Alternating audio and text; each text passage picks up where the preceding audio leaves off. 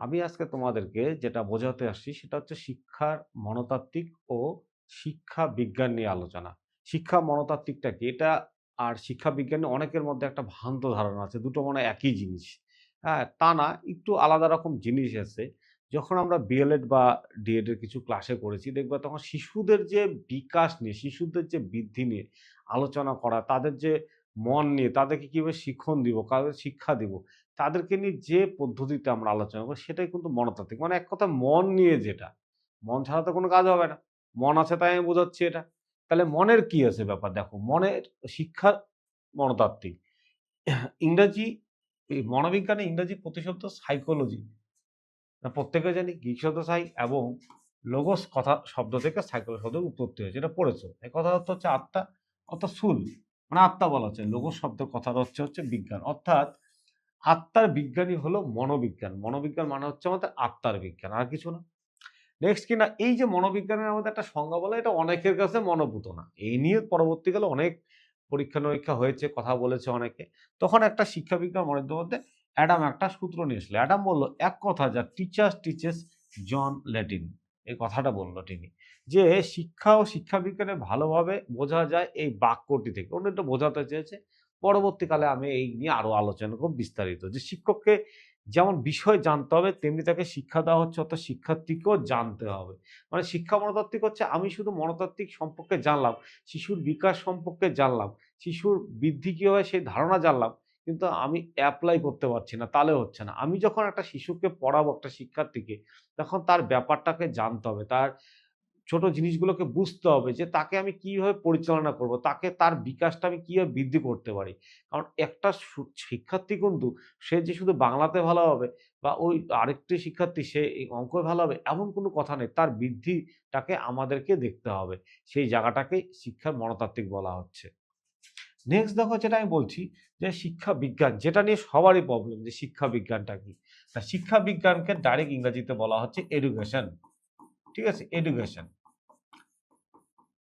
শিক্ষা হলো আমরা যত শিক্ষা মনতত্ত্ব নিয়ে আলোচনা করেছি, যে বিষয়গুলোকে বুঝেছি, যেসব আমরা শিশুদের বিভিন্ন বিকাশে, উন্নয়নে বা শিশুদের মনতাত্ত্বিক উন্নয়নে আমরা কিভাবে ব্যবহার করতে পারি বা শিক্ষণ পদ্ধতিতে, শিক্ষণ তথ্য পদ্ধতিতে আমরা কিভাবে তাদেরকে আলোচনা করতে পারি, সেইটাকেই বলা হচ্ছে শিক্ষা বিজ্ঞান।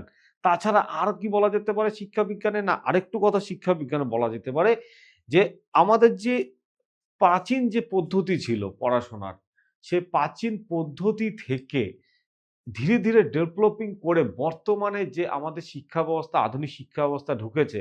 দেখো ১ম এ ছিল সেই টোল ব্যবস্থা। সেই টোল ব্যবস্থা থেকে ধীরে, ধীরে স্কুল থেকে আস্তে, আস্তে ধীরে, ধীরে বর্তমানে দেখো ডিজিটাল যুগে যে আমিও তোমাদের ডিজিটালে পড়াচ্ছি। দূরে থেকে পড়তে পারছো বাড়ি থেকে।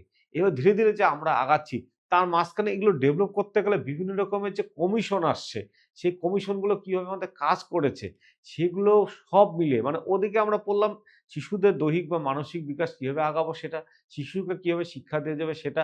তার পরবর্তীকালে আবার আমি কি বললাম? না, তার পরবর্তীকালে বললাম যে প্রাচীন যুগ থেকে যে শিক্ষা সব মিলিয়ে হচ্ছে আমাদের শিক্ষা বিজ্ঞান মানে এডুকেশন। দেখবে এডুকেশনটা আমাদের কলেজের যে সাবজেক্টে আছে বা 11-12 এর সাবজেক্টে আছে। এবার বর্তমানে এসএসসি তেও কিন্তু রিক্রুটমেন্ট হয়েছে এডুকেশনের। নেক্সট আবার কি কেউ মাস্টার ডিগ্রি নিয়ে এডুকেশনে করছে। সেটা নিয়েও হচ্ছে আমাদের শিক্ষা বিজ্ঞান। আর কিছু না, একটু ধারাবাহিকতাভাবে কথাগুলোকে দুটো আলাদা, কোনো, কোনো সময় মনে হয় প্রায় পাশাপাশি।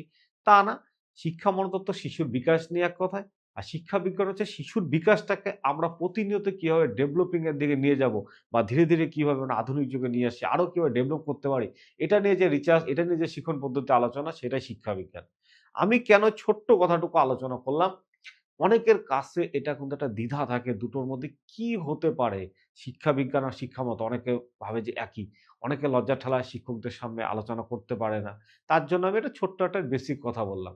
তার সাথে আরেকটু কথা বলে রাখি, সেটা হচ্ছে আমি কিন্তু এই যে সামনে যে আপার প্রাইমারি পরীক্ষাতে যে শিক্ষা বিজ্ঞান বা শিক্ষা মনতত্ত্ব থেকে কি, কি চ্যাপ্টার পড়তে হবে তা আমার গ্রুপে কিন্তু বা এই চ্যানেলে আমি কিন্তু একটা আলোচনা করেছি। তোমরা সেই বুঝে চ্যাপ্টারগুলো কিন্তু রেডি করতে পারো। আমি প্রত্যেকটা চ্যাপ্টারে ধীরে, ধীরে আলোচনা করব।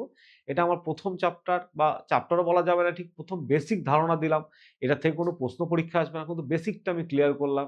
নেক্সট দিন আমি নেক্সট আরেকটা চ্যাপ্টার নিয়ে আসছি ১ম সিরিয়ালি। তোমরা চ্যাপ্টারগুলোকে দেখতে থাকো।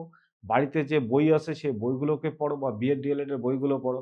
সেখান থেকে আশা করি অনেক কিছু উপকৃত তোমাদের হয়ে যাবে। আর তোমরা আমার সাথে থাকো। আমি প্রত্যেকটা চ্যাপ্টারকে দিচ্ছি। ঠিক আছে? আর দেখতে থাকো সার্জির ক্লাসগুলো। ঠিক আছে?